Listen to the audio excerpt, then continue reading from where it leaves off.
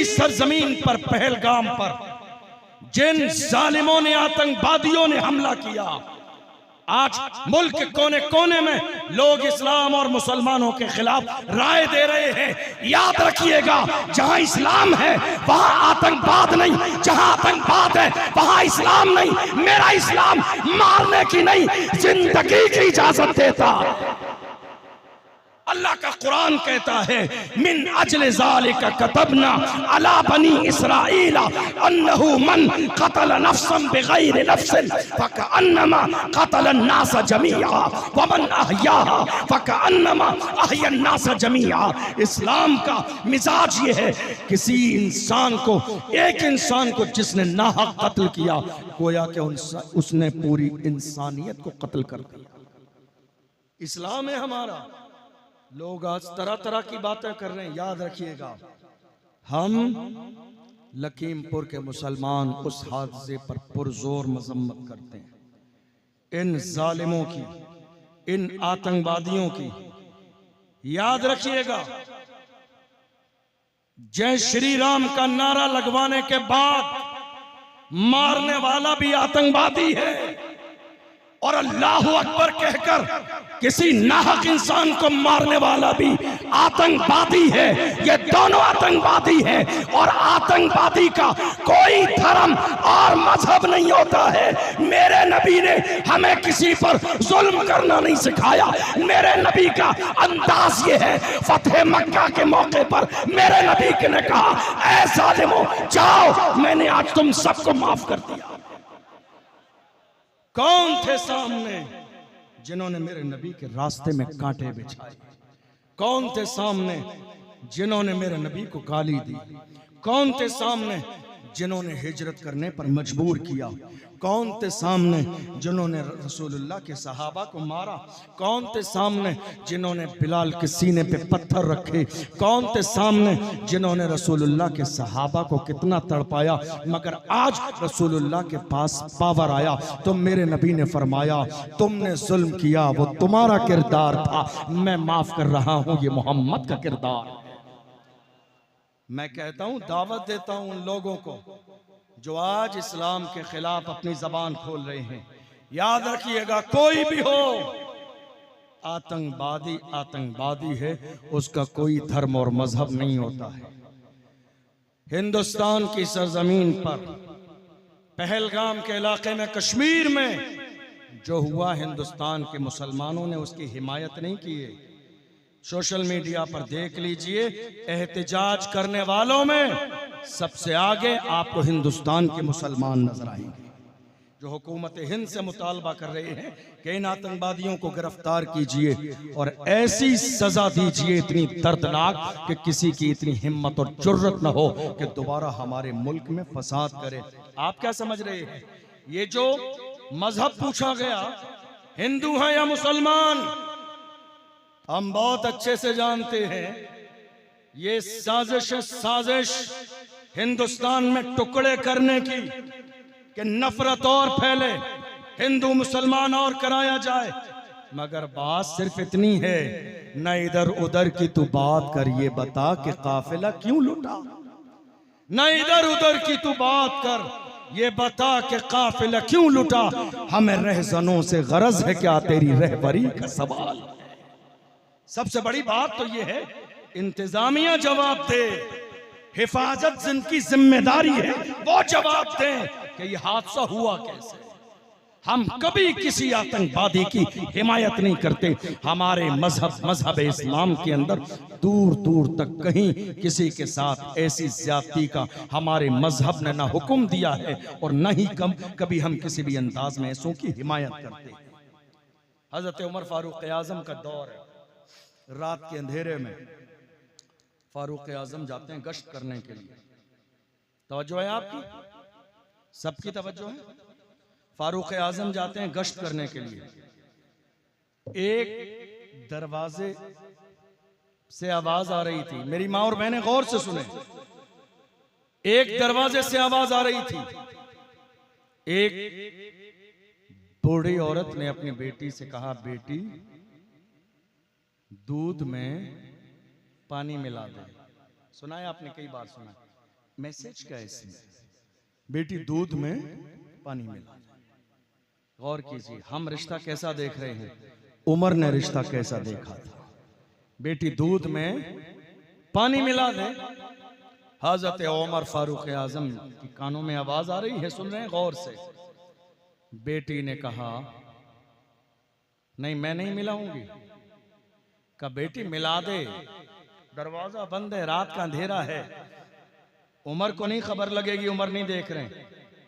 क्योंकि फारूक आजम बादशाह इस्लाम थे, तो खयानत करना, धोखाधड़ी, तमाम चीजों की तरफ से आपने पाबंदी लगाई थी।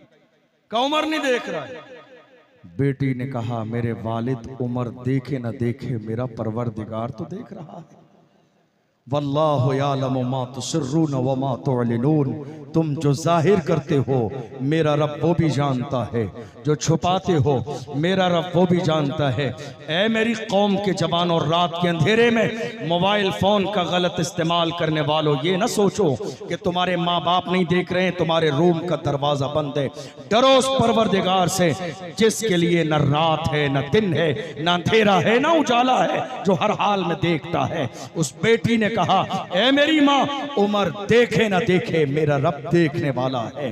अल्लाहु अकबर। क्या फिक्र थी, क्या सोच थी, क्या नजरिया था, क्या सीने में अल्लाह का डर था, क्या कुरान उनकी जिंदगियों में शामिल था।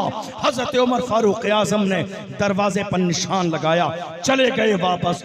सुबह अपने बेटे को लिया, दरवाजे पर आए, दस्तक दी। वो बूढ़ी औरत लर्जा बरंदाम हो गई। सोचा कहीं ऐसा तो नहीं कि उमर को दूध का मसला पता चल गया। दरवाजा खोल दिया एहतराम के साथ। कहा जिस बेटी ने ये कहा था कि खुदा देख रहा है, वो बेटी कहाँ है?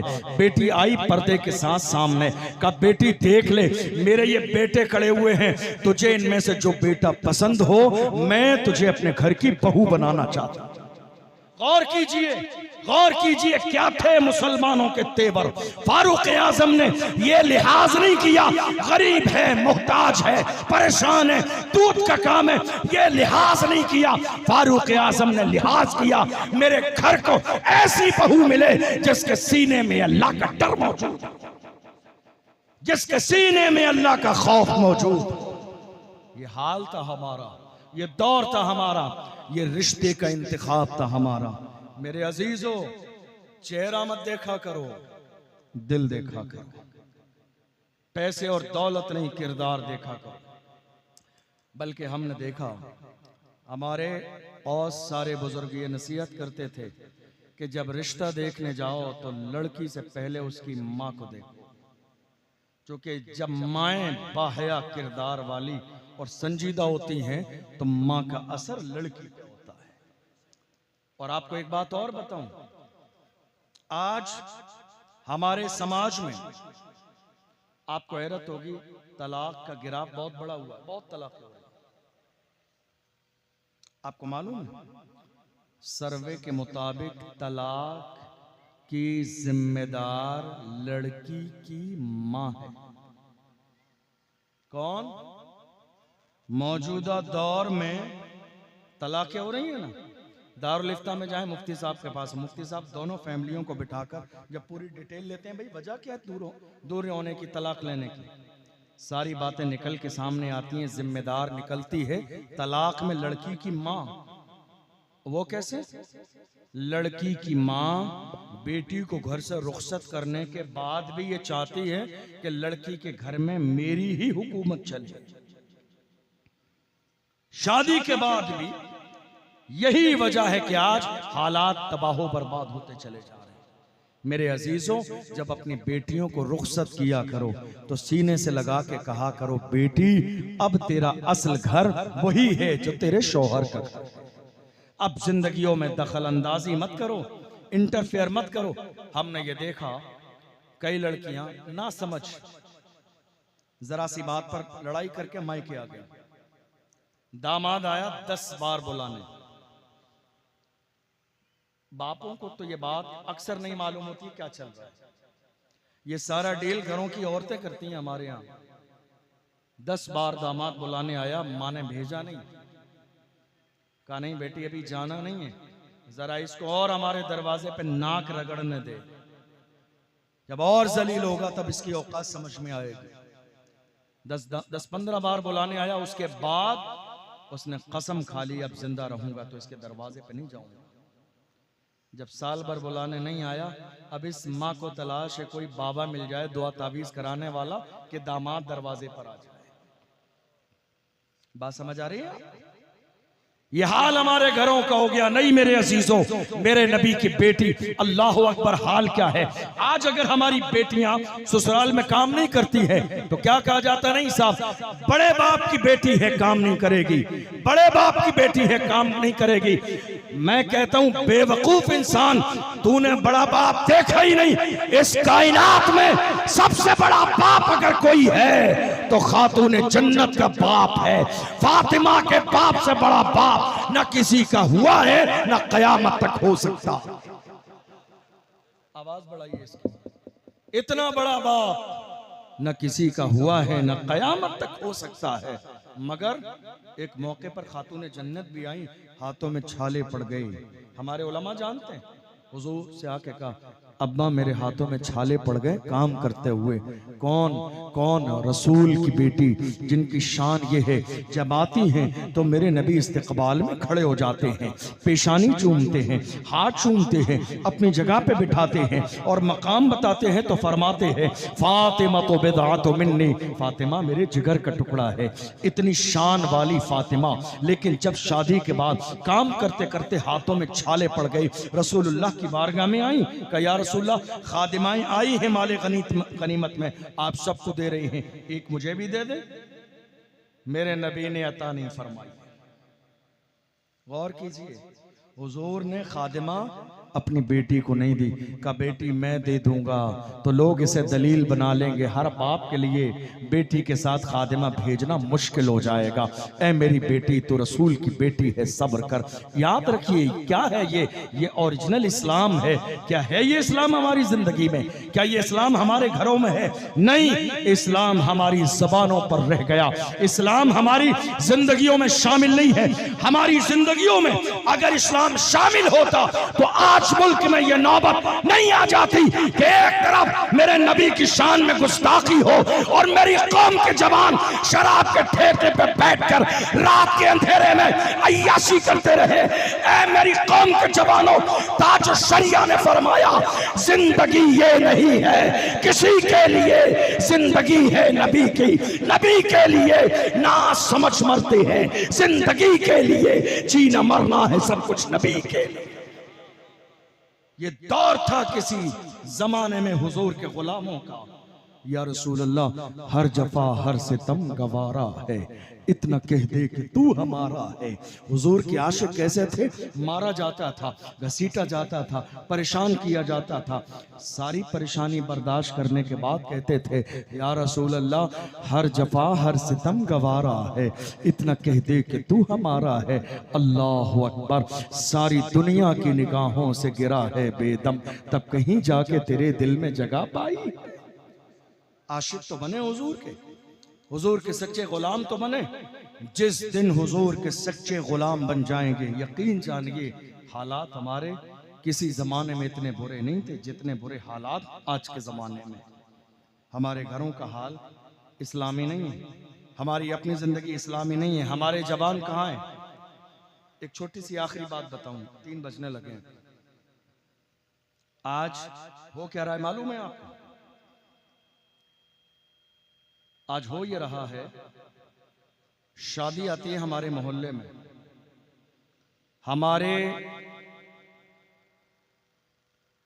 हमारे जवानों को सबसे ज्यादा 6 महीने पहले फिक्र इस बात की होती है कि साहब शादी में हमें बैंड बाजा डीजा किसी अच्छी जगह से बुलाना है। ऐसा होता है या नहीं होता है? आप बताइए मुझे, आपके इलाके में है या नहीं? पूरा इलाका बहुत बड़ा है। आज हालत ये है 50,000, 40,000, 30,000 और कुछ लोग कुछ ज्यादा ही ओवर हैं तो लाख रुपए तक पर भी ये नाचना गाना पूरी कंपनी पहुंच जाती है।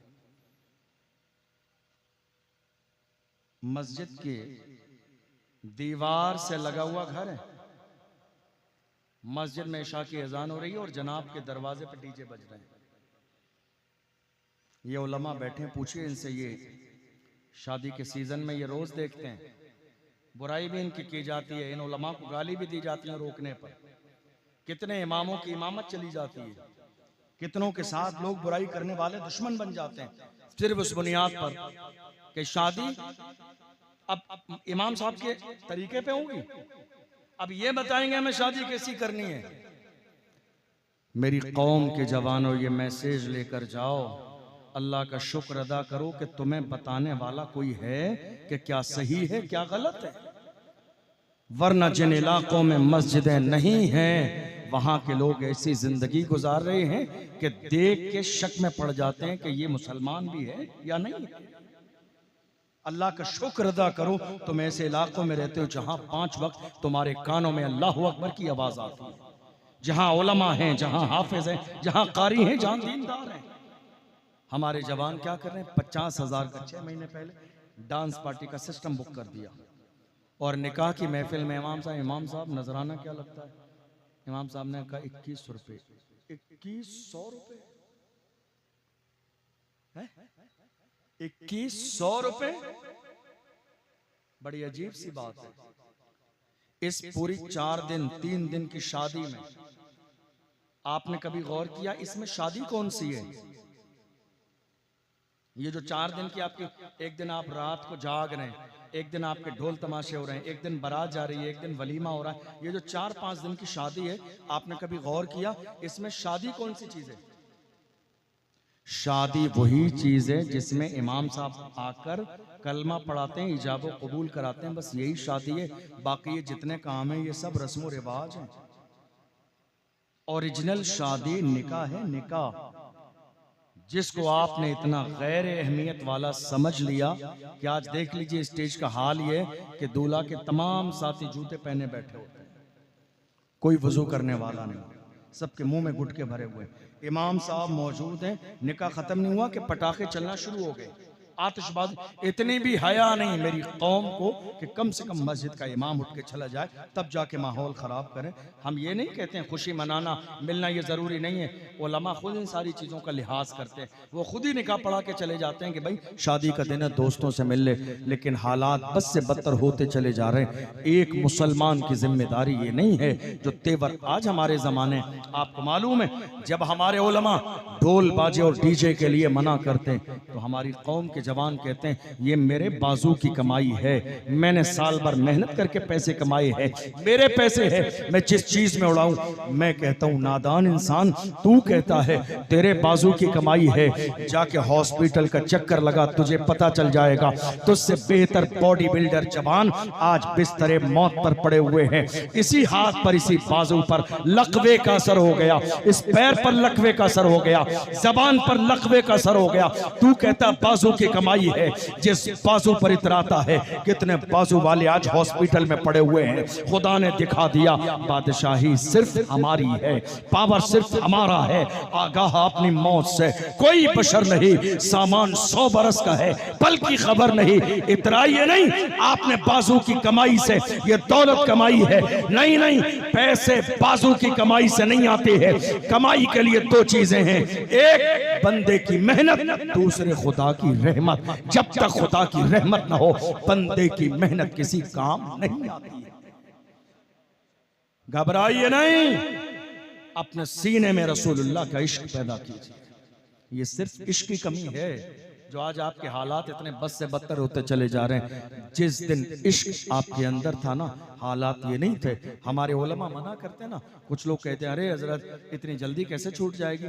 बस 2 मिनट का एक आखिरी जुमला, एक हदीस सुनाऊं। आप गुनाह करते हैं, उलमा कहते हैं छोड़ दीजिए। अरे हजरत कैसे छूट जाएगी, कैसे छूट जाएगी?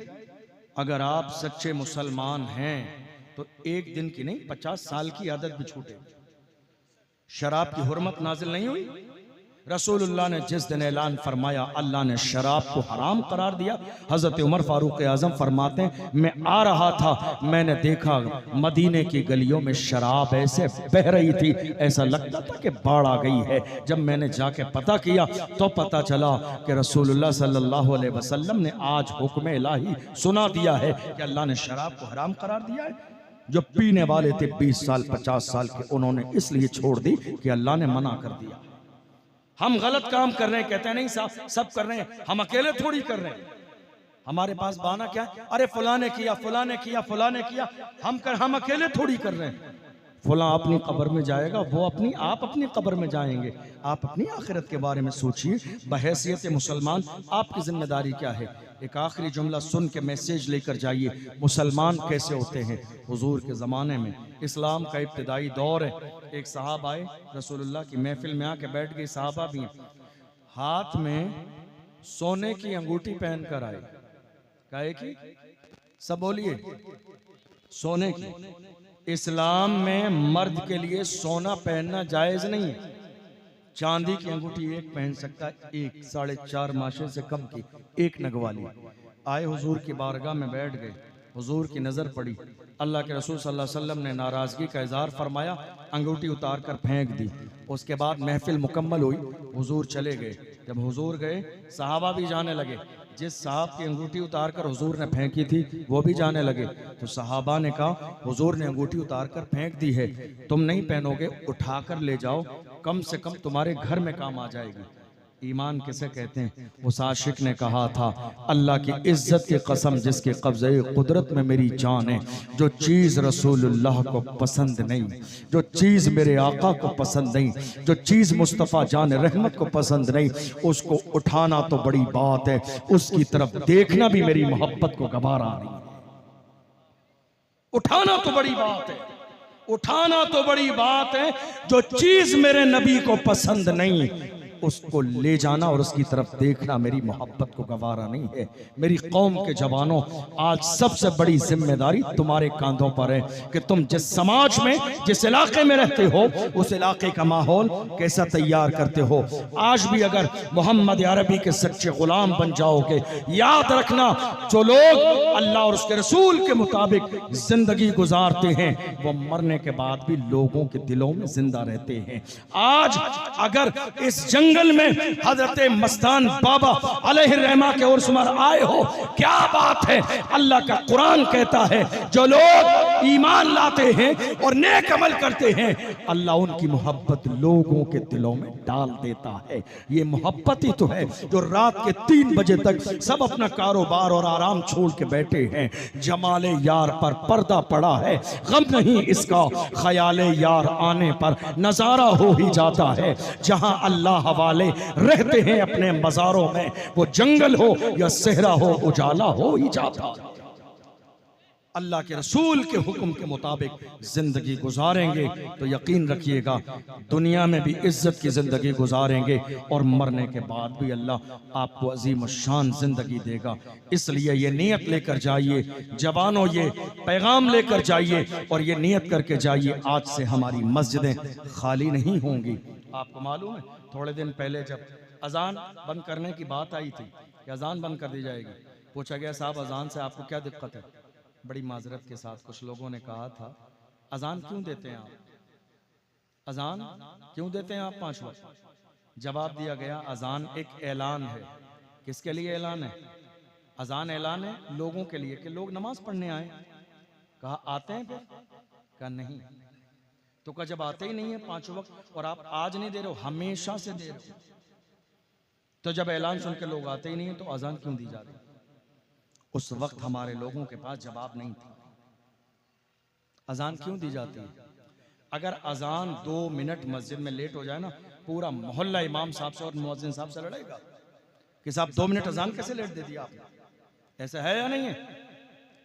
अजान से मतलब है, अजान किस लिए दी जाती है इससे किसी को कोई मतलब नहीं। जवानों, ये पैगाम लेकर जाओ, मस्जिदें आबाद करेंगे, अल्लाह के घर की इबादत, अल्लाह के घर में इबादत करेंगे, अल्लाह के घर की हिफाजत करेंगे, अपनी बेटियों को पर्दा देंगे, अपनी माओं को कुरान की तालीमात से आशना करेंगे। हम हुजूर के सच्चे गुलाम बनेंगे, हुजूर के वफादार बनकर जिंदगी गुजारेंगे। ये शराब, ये जिना, ये जुआ, ये नशा, इन सारी चीज़ों से हम अपना रिश्ता तोड़ देंगे। इसलिए कि गुनाह जितने भी कर लीजिए, आखिर मौत है। पलटना तुम्हें अल्लाह की तरफ है। गुरूर कर लीजिए, तकब्बुर कर लीजिए, अपने आप को बड़ा आदमी समझ लीजिए, सीधे मुंह बात न कीजिए, कुछ भी कर लीजिए, आखिर मौत है, पलटना अल्लाह ही की तरफ है। ज़रा अपने अंदर सादगी और आजिज़ी पैदा कीजिए, तवाज़ो पैदा कीजिए, उलमा से अपना रिश्ता बेहतर कीजिए, अपने इलाके के उलमा से दीन के मसाइल जानने की कोशिश कीजिए, मिजाज बनाइए। जहां हम 4 महीने अपने बेटे को दूल्हा बनाने की तैयारी करते हैं, वहीं 4 दिन किसी आलिम के पास बिठाकर कलमा भी याद कराएं, ताकि निकाह की महफिल में हमारे बेटे को कलमा याद होना चाहिए। अल्लाह की बारगाह में दुआ है, हमने जो सुना है इसे समझ